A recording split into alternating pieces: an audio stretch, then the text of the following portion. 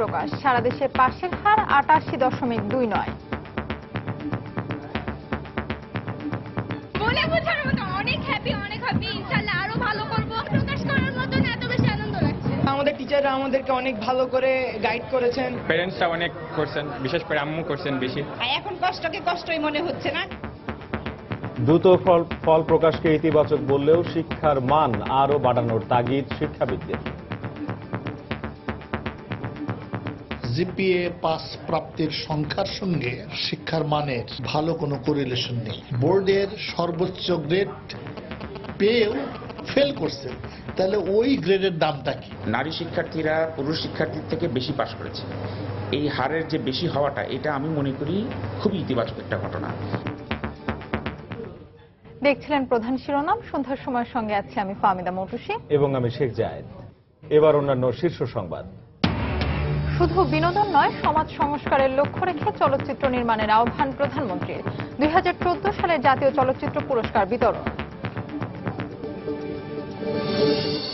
জামায়াত শিবির নিষিদ্ধ এখন সময়ের ব্যাপার মাত্র, বললেন বাণিজ্য মন্ত্রী। ট্রাইব্যুনাল সংশোধন আইন শিগগিরই উঠছে মন্ত্রিসভায়। এবং রাজধানীর বিভিন্ন সুপার শপে নিরাপদ খাদ্য কর্তৃপক্ষের অভিযান। পচা বাসি খাবার বিক্রির দায়ে কারাদণ্ড, জরিমানা। নিয়মিত মনিটরিং এর ঘোষণা খাদ্যমন্ত্রীর।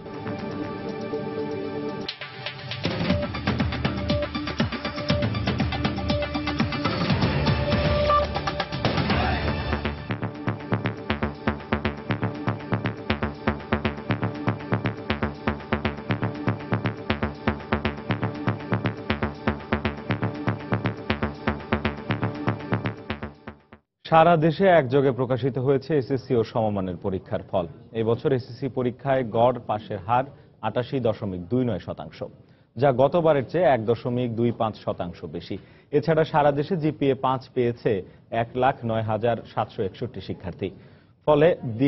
ফলের দিক থেকে ঢাকা শিক্ষা বোর্ড প্রথম হয়েছে। ফল হাতে পেয়ে আনন্দে মেতে ওঠে ঢাকা সহ দেশের বিভিন্ন শিক্ষা প্রতিষ্ঠানের শিক্ষার্থীরা। তাফসির বাবু, ফয়সাল মোর্শেদকে সঙ্গে নিয়ে সেলিয়া সুলতানা রিপোর্ট।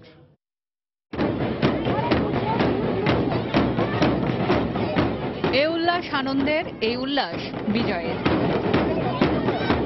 পরীক্ষায় সফলতার সাথে উত্তীর্ণ হয়ে এভাবেই আনন্দে মাতে শিক্ষার্থী, শিক্ষক, অভিভাবক সহ সবাই। শিক্ষা জীবনের অন্যতম সেরা এই সাফল্যকে উদযাপন করতে শিক্ষার্থীরা ঢোল আর বাদ্যের তালে তালে চিৎকার আর নেচে গিয়ে তাদের আনন্দের বহিঃপ্রকাশ করে নিজস্ব ঢঙে। বলে বোঝার মতো অনেক হ্যাপি ইনশাআল্লাহ আরো ভালো করব, আরো হার্ড ওয়ার্ক করব, কলেজেও ভালো করব। প্রকাশ করার মতো এত বেশি আনন্দ লাগছে। আজকে অনেক ভালো লাগছে। ইনশাআল্লাহ আমরা ইন্টারেও ফার্স্ট হব। প্রিয় সন্তানের এমন অর্জনে আবেগ আপ্লুত হয়ে পড়েন অভিভাবক ও শিক্ষকরাও। জানান সন্তানদের ভবিষ্যৎ পরিকল্পনা বাস্তবায়নে সবসময় পাশেই আছেন তারা। এখন ইন্টারে আশা করি এরকম রেজাল্টটা ধরে রাখতে পারলে তারপরে হয়তো মেডিকেল বুয়েটে ইচ্ছা আছে। এখন কষ্টকে কষ্টই মনে হচ্ছে না, কারণ যখন কষ্ট করছি তখন অনেক কষ্ট বলার সাথে সাথে বলছি রেজাল্টটা ভালো হলে আমাদের কষ্টটা আর কষ্টই মনে হবে না। প্রথম অবদান তো মায়ের, তারপরে আমাদের টিচাররা আমাদেরকে অনেক ভালো করে গাইড করেছেন। ছাত্র নিজে সে যদি সহযোগিতা না করে তাহলে কিন্তু কেউই তাকে পড়াতে পারবে না। সে সারা বছরও যাই করুক, থাকুক না কেন, ইনডিসিপ্লিন থাকুক না কেন, পাবলিক পরীক্ষার আগে সে একটু অবশ্যই সিরিয়াস হয় বলেই পাস করতে পারে। এবছর সারা দেশে এসএসসি পরীক্ষায় 8টি সাধারণ বোর্ড সহ 10টি বোর্ডে মোট অংশ নেয় 16,51,523 জন পরীক্ষার্থী। গড় পাশের হার 88.29%। ফলাফলে দেখা যায় গতবারের তুলনায় এবছর এসএসসি পাশের হার 1.25% বেশি হয়ে দাঁড়িয়েছে 88.29%।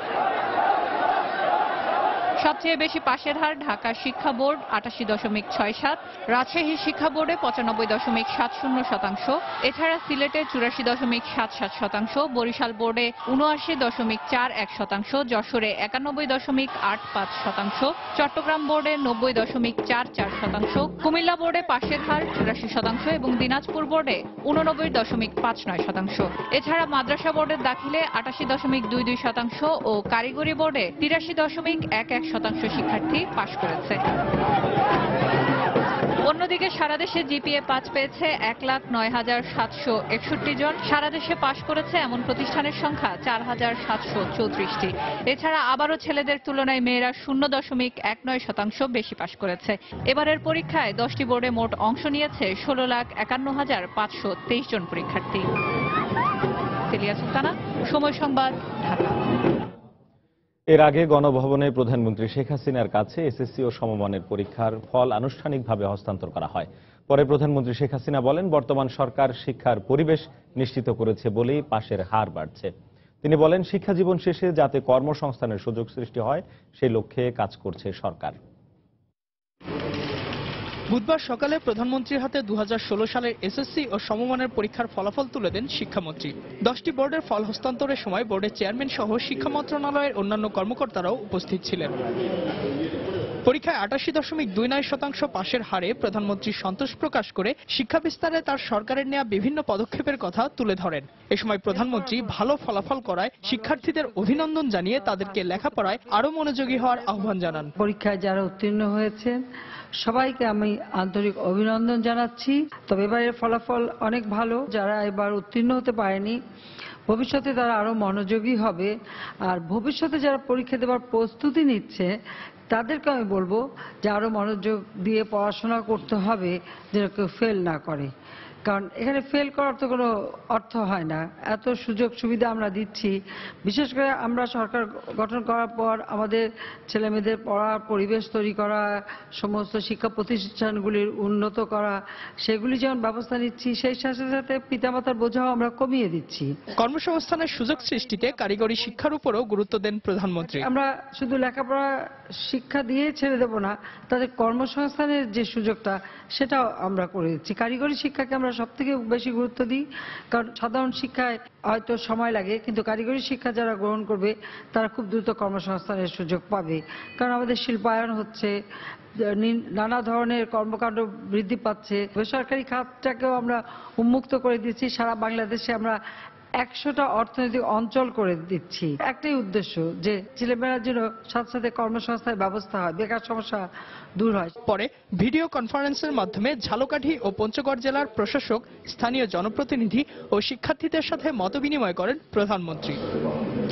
ইজাজ শৌমিক, সময় সংবাদ, ঢাকা। 2 মাসেরও কম সময়ের মধ্যে এসএসসি ও সমমানের ফল প্রকাশ ইতিবাচক দৃষ্টান্ত বলে মনে করেন শিক্ষাবিদরা।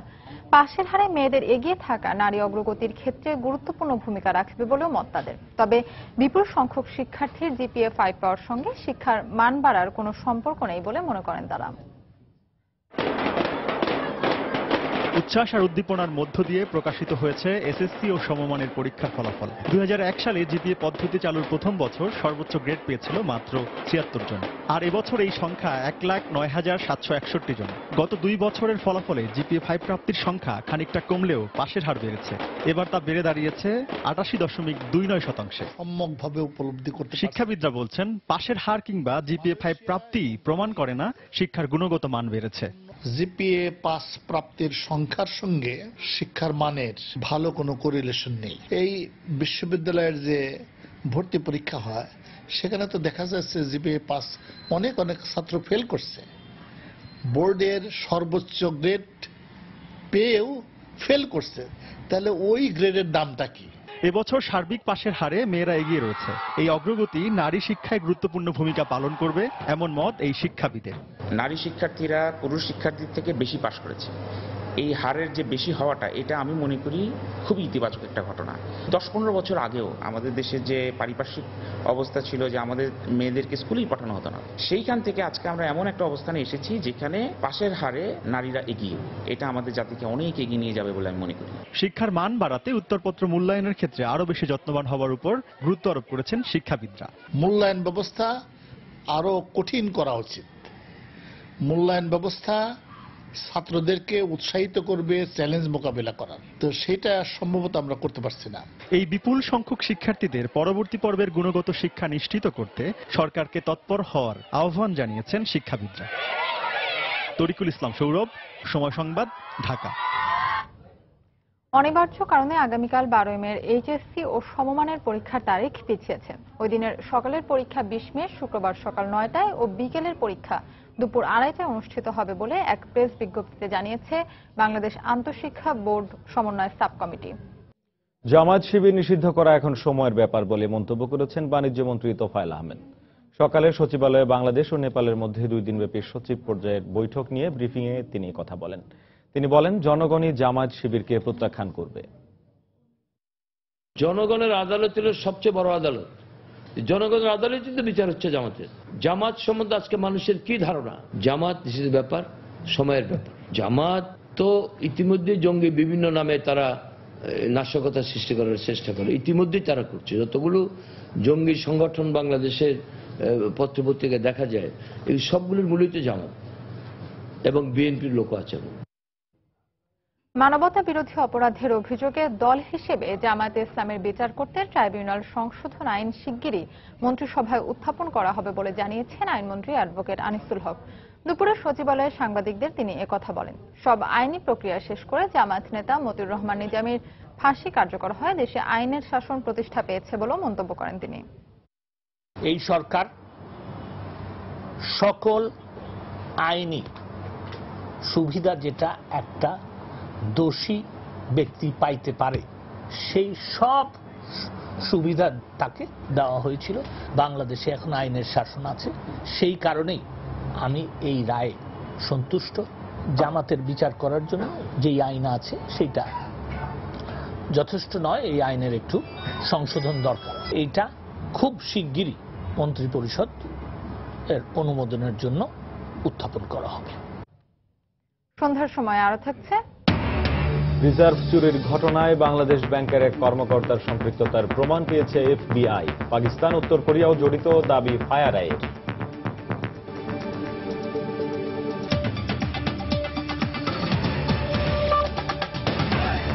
শুধু বিনোদন নয়, শিক্ষা ও সমাজ সংস্কারের লক্ষ্যে চলচ্চিত্র নির্মাণ করতে নির্মাতাদের প্রতি আহ্বান জানিয়েছেন প্রধানমন্ত্রী শেখ হাসিনা। বিকেলে রাজধানীর বঙ্গবন্ধু আন্তর্জাতিক সম্মেলন কেন্দ্রে জাতীয় চলচ্চিত্র পুরস্কার 2014 এর পুরস্কার বিতরণী অনুষ্ঠানে কথা বলেন তিনি। প্রধানমন্ত্রী আকাশ সংস্কৃতির যুগে চলচ্চিত্র টিকিয়ে রাখতে আধুনিক প্রযুক্তির ব্যবহার করে চলচ্চিত্র নির্মাণের পরামর্শ দেন। সেই সঙ্গে চলচ্চিত্রের উন্নয়নে সরকারের পাশাপাশি বেসরকারি খাতকেও এগিয়ে আসার আহ্বান জানান তিনি। এর আগে বিজয়ীদের মাঝে জাতীয় চলচ্চিত্র পুরস্কার 2014 প্রদান করেন প্রধানমন্ত্রী।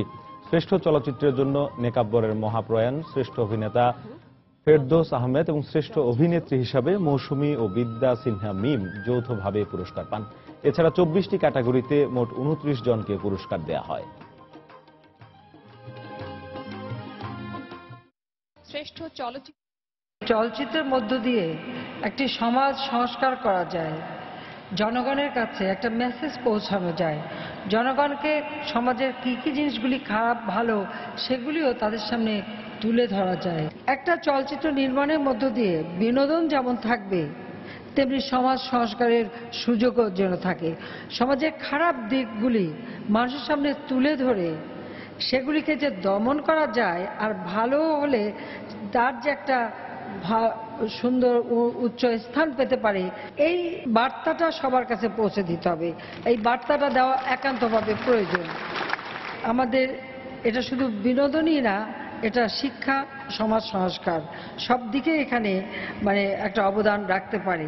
তো সেদিকে লক্ষ্য রেখেই আমাদের চলচ্চিত্র নির্মাণ করতে হবে। একটা সময় এসেছিল যে চলচ্চিত্র প্রায় হারিয়ে যাচ্ছিল, তবে আমি মনে করি এখন আবার সেখান থেকে অনেকটা ফিরে এসেছে। তবে সেই ক্ষেত্রে লক্ষ্য রেখে রাখতে হবে আমাদের যে চলচ্চিত্র নির্মাণের ক্ষেত্রে আধুনিক প্রযুক্তি ব্যবহার। আনুষ্ঠানিক কার্যক্রম শুরু করেছে বাংলাদেশ নিরাপদ খাদ্য কর্তৃপক্ষ। এর অংশ হিসেবে রাজধানীর শান্তিনগরের বেশ কয়েকটি সুপার শপে ভ্রাম্যমাণ আদালত অভিযান চালায়। অভিযানে পচা, বাসি ও মেয়াদোত্তীর্ণ পণ্য রাখার দায়ে এসব সুপার শপকে জরিমানা ও দায়িত্বপ্রাপ্ত ব্যক্তিদের কারাদণ্ড প্রদান করেন নির্বাহী ম্যাজিস্ট্রেট। অভিযানে উপস্থিত খাদ্যমন্ত্রী অ্যাডভোকেট কামরুল ইসলাম সাংবাদিকদের জানান, নিরাপদ খাদ্য আইনের আওতায় নিরাপদ খাদ্য কর্তৃপক্ষ এই অভিযান অব্যাহত রাখবে। খাদ্যে ভেজাল প্রতিরোধে সবগুলো তদারকি সংস্থা একই ছাতা নিচে কাজ করতে নিরাপদ খাদ্য আইন 2013-র আওতায় 2015 সালে গঠন করা হয় নিরাপদ খাদ্য কর্তৃপক্ষ। ভোক্তাদের কাছে মানসম্মত খাদ্য পৌঁছানোর পাশাপাশি ভেজালকারী ব্যক্তি বা প্রতিষ্ঠানগুলোকে শাস্তির আওতায় আনাই এর মূল লক্ষ্য। এই প্রথম ভ্রাম্যমাণ আদালতের মাধ্যমে বাজার পরিদর্শন করে দৃশ্যমান কার্যক্রম শুরু করল নিরাপদ খাদ্য কর্তৃপক্ষ। প্রথম দিনের অভিযানে সুপার শপ আগুরার শান্তিনগর শাখায় ঝটিকা সফরে যান খাদ্যমন্ত্রী নিজেই। একজন নির্বাহী ম্যাজিস্ট্রেটকে সঙ্গে নিয়ে সেখানকার মাছ মাংস ও বিভিন্ন পণ্যের মান নিরীক্ষা করেন তিনি। এ সময় পচাবাসী খাদ্য সংরক্ষণ ও বিপণনের অভিযোগে আগুরার শান্তিনগর শাখার ম্যানেজারকে 2 বছর বিনাশ্রম কারাদণ্ড দেন নির্বাহী ম্যাজিস্ট্রেট। এরকম পচাবাসী খাবার খাওয়াবে আর তাদেরকে অর্থ জরিমানা দেবে আর অর্থ জরিমানা দিয়ে তারা পার পেয়ে যাবে, সেটা আজকে আমরা সুযোগ দেব না। আজকে যিনি এই অপরাধ করেছেন, যিনি এই কোম্পানির মালিক, তাকে 2 বছর বিনাশ্রম কারাদণ্ড প্রদান করা হলো। এরপর একই এলাকায় কেক প্রস্তুতকারী প্রতিষ্ঠান কুপার্সে অভিযান চালায় ভ্রাম্যমাণ আদালত। বাসি খাদ্যদ্রব্য রাখার অভিযোগে সেখানকার কর্তৃপক্ষকে 3 লাখ টাকা জরিমানা করা হয়। একইভাবে শান্তিনগরের অপর একটি সুপার শপ মিনা বাজারে অভিযান চালিয়ে পচা মাছ ও মেয়াদোত্তীর্ণ পণ্য রাখার দায়ে নিরাপদ খাদ্য আইনের 34 ধারায় 3 লাখ টাকা জরিমানা করেন ভ্রাম্যমাণ আদালত কর্তৃপক্ষ। অভিযান চলাকালে খাদ্যমন্ত্রী সাংবাদিকদের জানান, এখন থেকে নিরাপদ খাদ্য কর্তৃপক্ষ নিয়মিত বাজার মনিটর করবে। মেয়াদোত্তীর্ণ মাল, পচা মাংস, পচা মাছ এবং কোনো কাগজপত্র পর্যন্ত প্রদর্শন করতে পারে নাই।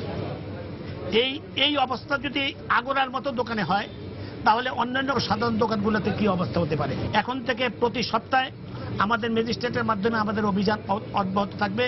এসব অভিযানের মাধ্যমে বিভিন্ন তদারকি সংস্থা পরিচালিত কার্যক্রমের মধ্যে সমন্বয়হীনতা ঘুচবে বলেও আশাবাদ ব্যক্ত করেন খাদ্যমন্ত্রী। তাহসিনা জেসি, সময় সংবাদ, ঢাকা। আইপিএলের খবর। প্লে অফে খেলার সমীকরণে টিকে থাকতে গুরুত্বপূর্ণ ম্যাচে আজ মুখোমুখি হবে রয়্যাল চ্যালেঞ্জার্স বেঙ্গালুরু ও মুম্বাই ইন্ডিয়ান্স।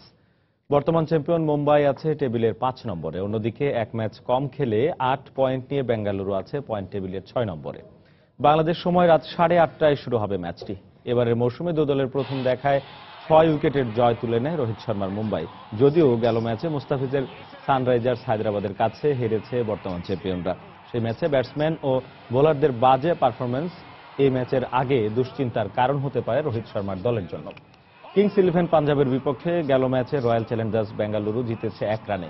তাই মুম্বাইয়ের বিপক্ষে ম্যাচের আগে ব্যাটিং ও বোলিং 2 বিভাগ নিয়েই আরো বেশি মনোযোগী বিরাট কোহলির দল।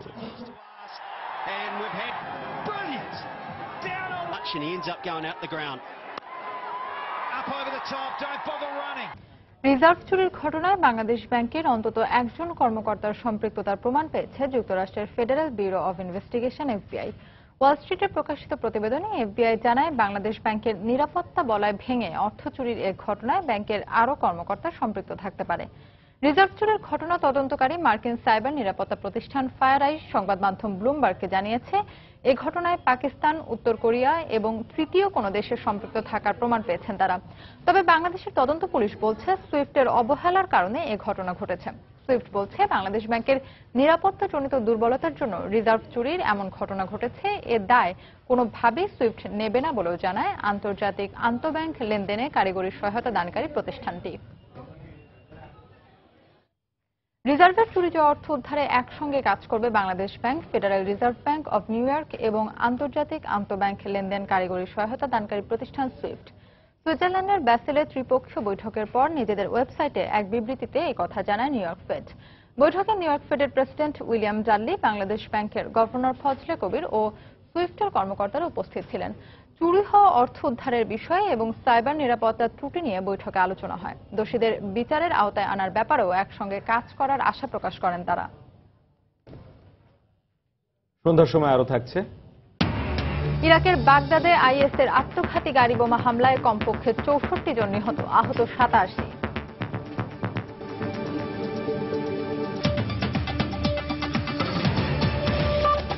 নাশকতার অভিযোগে দায়ের করা 2 মামলায় বিএনপি চেয়ারপারসন বেগম খালেদা জিয়া সহ 51 নেতাকর্মীর বিরুদ্ধে আদালতে অভিযোগপত্র দিয়েছে পুলিশ। গত 30 এপ্রিল এই অভিযোগপত্র দেয়া হলেও আদালত সূত্রে বিষয়টি জানা গেছে আজ দুপুরে। মামলার তদন্তকারী কর্মকর্তা দারুস সালাম থানার উপপরিদর্শক শাহিদুর রহমান ওই দিন আদালতে এই অভিযোগপত্র দাখিল করেন। 2015 সালের 3রা মার্চ রাজধানীর গাবতলী বাস টার্মিনালের দক্ষিণ পাশের বাইপাস সড়কের গ্রেট ওয়ালের মাঠে বাসে পেট্রোল ঢেলে আগুন দেওয়া হয়। এই ঘটনায় দারুস সালাম থানার উপপরিদর্শক শাহ আলম বাদী হয়ে মামলা করেন।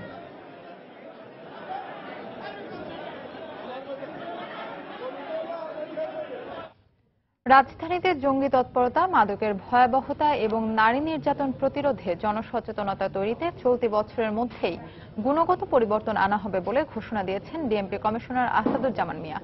সকালে রাজধানীর তেজগাঁওয়ে women support and investigation division মিলনায়তনে বাংলাদেশ মহিলা পরিষদ আয়োজিত কর্মশালায় একথা বলেন তিনি। আমার 3টা বিষয় হলো প্রায়োরিটি।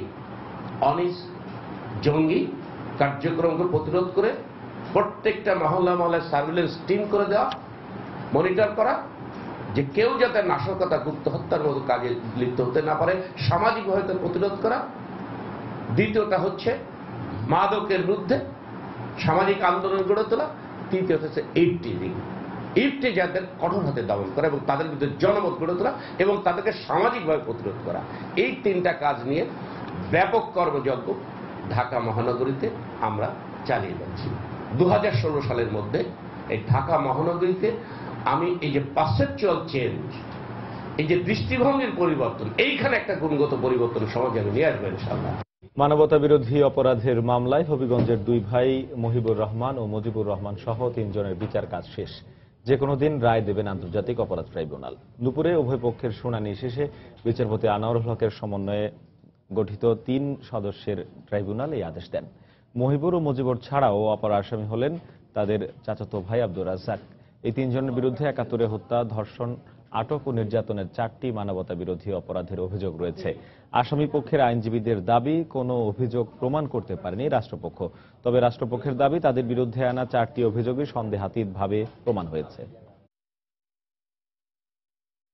আমরা যে সাক্ষী দিয়েছি সেই সাক্ষী আমাদের এই মামলা সন্দেহাতীতভাবে আমরা প্রমাণ করতে সক্ষম হয়েছে এবং আমরা আশা করছি এই মামলায় সর্বোচ্চ শাস্তির মাননীয় ট্রাইব্যুনাল দেবেন। আসামিগণ এই মামলা দায় হতে অব্যাহতি পাবে। আমরা বলেছি কোনো চার্জে রাষ্ট্রপক্ষ প্রমাণ করতে পারে না বিধায় 3 জন আসামি মামলার দায় থেকে বেকসুর খালাস পাবে।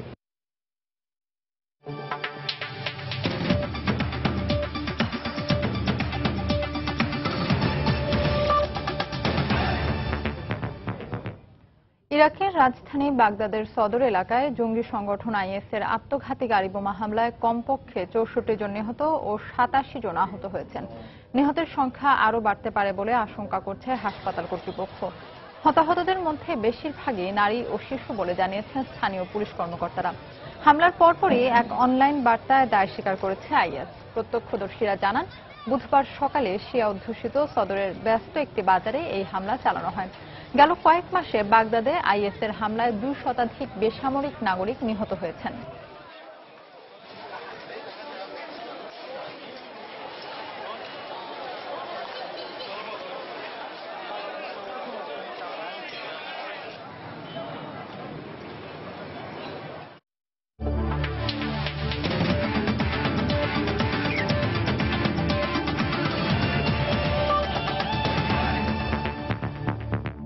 ইংলিশ প্রিমিয়ার লিগের খবর। শিরোপা নিষ্পত্তি হয়ে গেল। হাই ভোল্টেজ ম্যাচে আজ রাতে মাঠে নামবে 2 হেভিওয়েট লিভারপুল ও চেলসি। লিভারপুলের মাঠ অ্যানফিল্ডে। ম্যাচটি শুরু হবে রাতে 1টায়। 36 ম্যাচে 58 পয়েন্ট নিয়ে লিভারপুল আছে তালিকার 8ম স্থানে। 10 পয়েন্ট কম হলেও ঠিক তার পরের অবস্থানে আছে চেলসি। তাই আগামী মৌসুমে চ্যাম্পিয়ন্স লিগে খেলতে পারবে না এই 2 দলের কেউই। তবে চেলসিকে হারালে কাগজে কলমে 5ম স্থানে থেকে লিগ শেষ করার সম্ভাবনা টিকে থাকবে অলরেডদের। 2 দলের মুখোমুখি পরিসংখ্যানে এগিয়ে আছে লিভারপুল। এছাড়া কোচ ইউর্গেন ক্লপ দায়িত্ব নেয়ার পর নিজেদের মাঠ অ্যানফিল্ডে টানা 12 ম্যাচ অপরাজিত আছে রেডরা। ম্যান সিটি, ম্যানইউ ও এভারটনের মতো ক্লাবগুলোর বিপক্ষে জয়ের সুখস্মৃতি আছে কৌতিনহো ফিরমিনোদের। অন্যদিকে সাসপেনশনের কারণে এই মৌসুমে আর মাঠে নামতে পারবেন না চেলসি অধিনায়ক জন টেরি। তার পরিবর্তে একাদশে ফিরবেন ব্রানিস্লাভ ইভানোভিচ। সন্ধ্যার সময় এ পর্যায়ে শীর্ষ সংবাদ জানিয়ে দিচ্ছি আরেকবার।